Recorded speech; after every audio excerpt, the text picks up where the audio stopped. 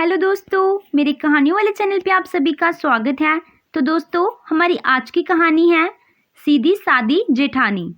नेहा जितनी रूप की सुंदर थी उतनी ही कामों की गुणी भी। नेहा अपने घर पर सबकी चाहती थी सिवाय अपने पति के। रोशन, मैं मानती हूँ कि मैं आपको बिल्कुल भी पसंद नहीं हूँ, पर इसका मतलब ये नहीं कि आप इसका गुस्सा घर वालों पर और खाने पर निकालें। मैं कुछ दिनों से देख रही हूँ कि आप ऑफिस बिना टिफिन के ही जाते हैं। मेरा बस तो सिर्फ खाने पर ही चलता है। अगर मेरा बस तुम पर चले तो मैं तुम्हें भी छोड़ दूं। मैं जिस तरह से तुम्हारे साथ रह रहा हूँ ये सिर्फ मैं ही जानता हूँ। आज भी रोशन बिना बात के ही नेहा को खरी खोटी सुनाकर ऑफिस जाने लगता है कि तभी उसकी माँ उसे कहती है, बेटा, जो तू हमेशा ही बहू का अपमान करता है ना, तू देखना एक दिन तुझे इस बात का पछतावा जरूर होगा। माँ, मैंने इस औरत से शादी की सिर्फ आपके कहने पर। आपके कहने पर मैंने अपने पैरों पर खुद ही कुल्हाड़ी मार ली। आप लोगों की बात मानने से अच्छा था कि मैं मर जाता। कम से कम इस औरत के साथ तो नहीं ना रहना पड़ता। इस तरह से रोहन गुस्सा करके ऑफिस के लिए चला जाता है। रोहन की ऐसी बेरुखी अब नेहा से बर्दाश्त नहीं होती। उसकी आंखों से आंसू बहने लगते हैं। नेहा बहू, रो मत। अगर उसे तेरी परवाह ही नहीं है तो तू भी छोड़ दे ना उसे उसके हाल पर। माँ जी, ऐसे कैसे छोड़ दूँ? मैं मानती हूँ कि वह मुझे अपनी पत्नी नहीं मानते, पर है तो वह मेरे पति ना। एक पत्नी का कर्तव्य होता है कि वह हर सुख दुख में अपने पति का साथ रहे। हाँ भाभी, पति पत्नी एक दूसरे के साथ सुख दुख में रहते हैं। भैया तो आपके साथ कभी भी नहीं रहे। आज आपके दुख का कारण जितने भैया हैं उतने ही हम भी हैं। भैया ने तो पहले ही कह दिया था कि उन्हें आपसे शादी नहीं करनी, पर आज अगर उसकी पसंद की लड़की इस घर में आती तो हमारा घर कब का टूट गया होता। माँ बाप कभी नहीं चाहते कि उनके बच्चे उनसे दूर रहें। देवर जी, कैसी पत्नी चाहिए थी इनको? भैया को अमीर घर की लड़की चाहिए थी जिससे शादी करके वह हमसे दूर रह सके। वह उसके पैसों से ऐश करना चाहते थे। भैया तो शुरू से ही कामचोर रहे हैं। आपसे शादी करने के बाद उनके सारे सपने ही टूट गए। ऐसे सपने टूट जाना ही अच्छा होता है बेटा। ऐसे ही समय बीतने लगता है और रोशन की बेरुखी बढ़ने लगती है। अब रोशन घर आना भी बहुत कम कर देता है। आज 3 दिनों के बाद रोशन घर आया था। रोशन जी, आप ऐसा क्यों कर रहे हैं? आपकी नाराज़गी मुझसे है, पर आप समय पर घर आ जाया करिए। अगर आप कहेंगे तो मैं आपके सामने भी नहीं आऊँगी। आपको पता है घर वालों को आपकी कितनी चिंता होती है। तुम मुझे मत बताओ कि किसे मेरी कितनी चिंता है। अगर मेरे माँ बाप को मेरी इतनी ही चिंता होती तो वह मेरी शादी तुमसे नहीं करवाते। उन दोनों की बहस चल ही रही थी कि तभी सभी घर वाले वहां आ जाते हैं। एक ही ताने बार बार सुनकर अब नेहा की देवरानी पूजा भी परेशान हो गई थी।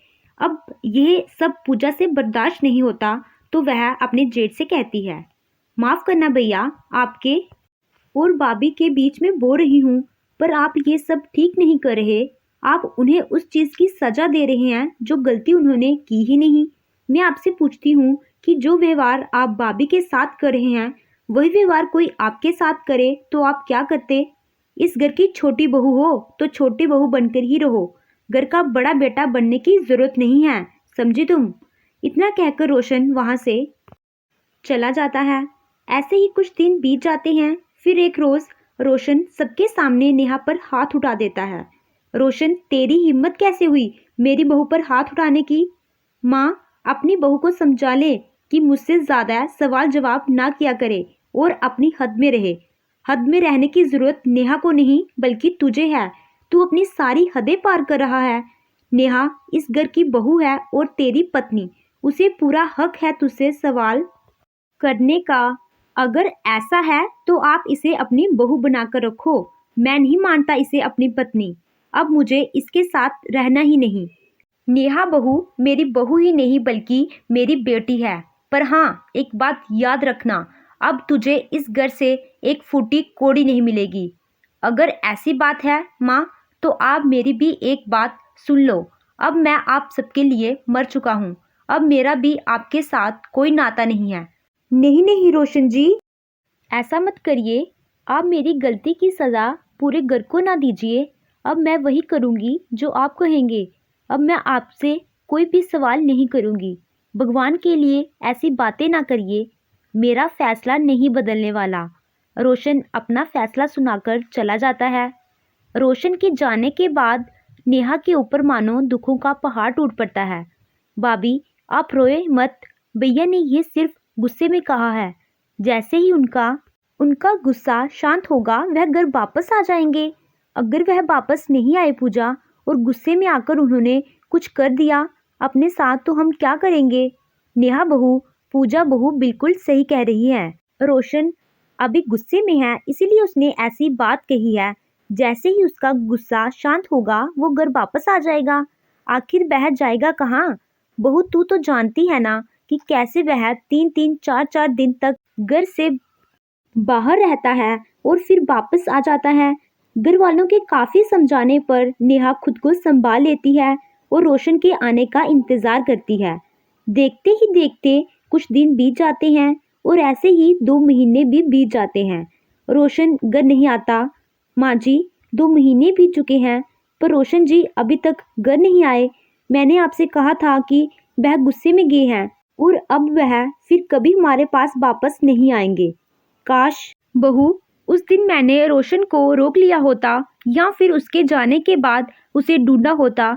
अब कैसे पता चलेगा कि रोशन कैसा है, कहाँ है? कहीं उसने कोई बड़ा कदम तो नहीं उठा लिया? यहाँ रोशन की पत्नी नेहा और उसके घर वाले उसको लेकर इतना परेशान थे। वहीं दूसरी ओर रोशन दूसरी शादी करके अपनी पत्नी के साथ खुशी से अपनी जिंदगी बिता रहा था, जैसे कि वह हमेशा से चाहता था। समय के साथ साथ नेहा रोशन को भूलने लगी थी और बाकी घर वाले ने भी मान लिया था कि शायद रोशन अब इस दुनिया में नहीं रहा। भाभी, आप ठीक तो है ना? मैं देख रही हूँ कि जब से रोशन भैया गए हैं आप गुमसुम सी रहती हैं। हाँ पूजा, मैं बिल्कुल ठीक हूँ। शायद मेरी किस्मत में यही लिखा है। अच्छा, मुझे तुमसे एक बात कहनी थी। हाँ भाभी, आज तो तुम मार्केट जा रही हो ना? तुम मेरे लिए एक साड़ी ले आना। ठीक है दीदी। इसके बाद पूजा मार्केट जाती है। वहाँ वह कुछ सब्जियों के साथ नेहा के लिए साड़ियाँ ले ही रही होती है कि तभी उसकी नज़र उसके जेब पर पड़ती है। रोशन को जिंदा देख पूजा के तो होश उड़ जाते हैं। अरे जेठ जी तो जिंदा हैं, और सभी घर वाले सोच रहे हैं कि जेठ जी जिंदा नहीं रहे और जे किसकी गाड़ी में बैठे हैं, और ये औरत कौन है? मुझे पता लगाना होगा। उन्होंने ये ढोंग क्यों रचा? जब तक मैं सच्चाई का पता नहीं लगा पाती तब तक मैं घर वालों को कुछ नहीं बता सकती। इसके बाद पूजा रोशन का पीछा करती है और वो देखती है कि वह एक औरत के साथ एक बड़े से घर में जाता है। पूजा को कुछ समझ नहीं आ रहा था कि आखिर हो क्या रहा है। फिर वह अपने घर वापस आ जाती है। इस बात का पता लगाने के लिए अगले दिन वो उसी घर में जाती है जहाँ उसकी मुलाकात रिया नाम की एक लड़की से होती है। कौन हो तुम, और यहाँ कहाँ आ रही हो? मेरा नाम पूजा है, और तुम कौन हो? मैंने कल अपने जेठ रोशन जी को तुम्हारे साथ इस घर में आते हुए देखा है। तुम्हारा और मेरे जेठ जी का क्या रिश्ता है? देखो, मैं नहीं जानती कि तुम कौन हो। रोशन मेरा पति है, उनके साथ मेरी शादी हुई है और हम दोनों इसी घर में रहते हैं। क्या ये तुम क्या कह रही हो? वह तो पहले से ही शादीशुदा हैं। क्या ये क्या बोल रही हो तुम? हाँ, मैं सच कह रही हूँ।